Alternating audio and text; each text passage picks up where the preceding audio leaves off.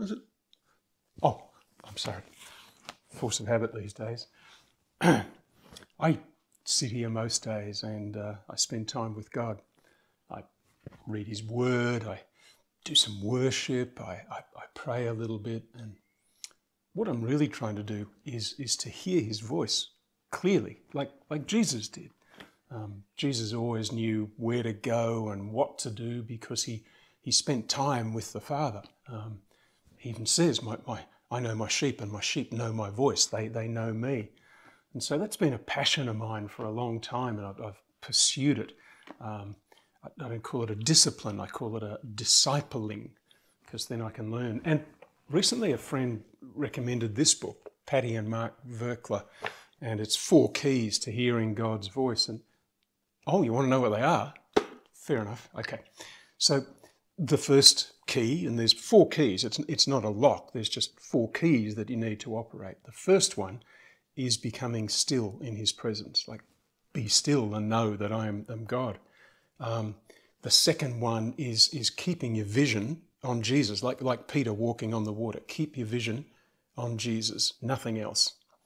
The third one is interesting because it's listening or filtering for spontaneous thoughts, because God speaks in Heavenese. I mean, my native language, I think and speak in English.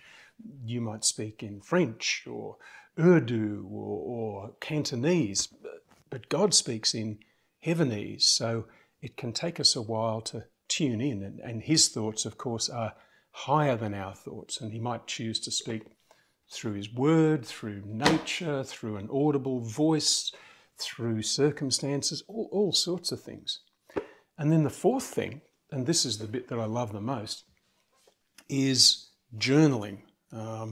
So I write down everything that I've been reading about, I've been thinking about, and then I ask questions of God, and then I expect to hear answers from Him. It's called two-way journaling. It's a conversation. Because what I'm doing is communicating with a spirit. God is spirit, and He speaks to my spirit, and then I have to interpret it with my mind and make sense of it and then do it. So this is an ideal world. We've got this beautiful view and it's nice and comfy, and I spend a lot of time here. But how does it look in practice, in everyday life? Come with me for a sec. So Leah and I love to walk on the beach.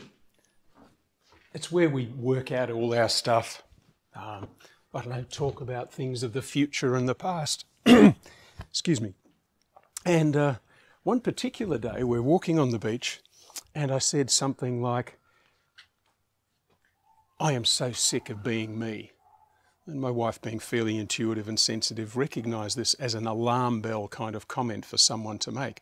So she said, what's wrong? And look, us blokes aren't good at describing our feelings. I said, stuff. So she said, look, let's sit down on the beach and we'll talk about this and we'll bring it to God. And as we're doing that, we look out to the sea, and there's a guy in a boat, a fisherman in a fishing boat, and he's in the back of the boat, and he's got this huge rod, thick rod, and it's bent double like that. He's hooked onto something big. I don't know if it's a shark or a stingray or a whale, but he's hauling in with all his might, and then he'd wind it up like this, and he'd haul in, and as soon as he'd start to haul in, the fish would run about 100 metres, and it would pull him nearly over, and it would pull the boat around. The boat's anchored to the bottom of the sea, I guess, and then he'd pull again, and then he'd wind, and I could see that the fisherman was getting nowhere, and the fish was getting nowhere.